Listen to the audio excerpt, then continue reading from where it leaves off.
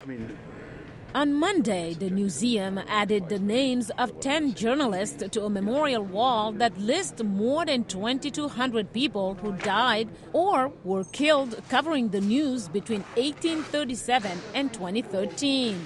Jean Polisinski says they represent the danger and the sacrifices made by journalists around the world. We have a radio host in the Philippines. We have a Russian journalist who died 5 years after he was beaten nearly to death. There are people whose names we may never know who were killed in the pursuit of news and information, and they should be included. So we have a representative group here that stands for all those who died. Kathleen Carroll is senior vice president at the Associated Press. They took pictures that somebody didn't like. They shot video that somebody didn't like. They asked questions that somebody decided were out of line. They wrote things that somebody thought shouldn't be written.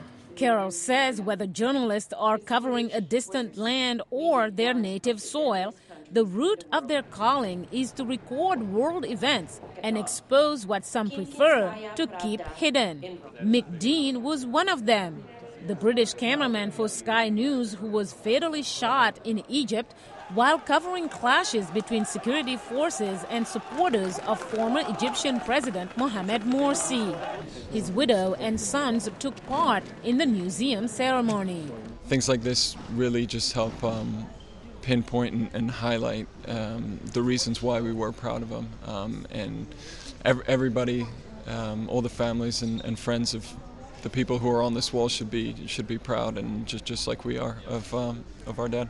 Others killed in 2013 include Ghislaine Dupont and Claude Verlon, who were found dead hours after interviewing a Mali rebel leader.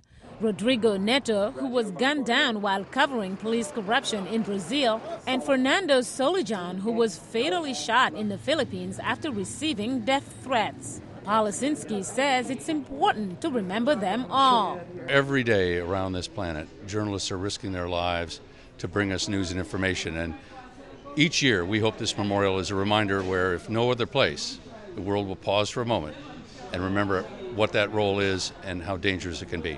The Newseum says the names added represent all journalists who have died or were killed, whether the world knows about them or not. International organizations that work to protect journalists say that as many as 77 of them were killed while reporting the news in 2013.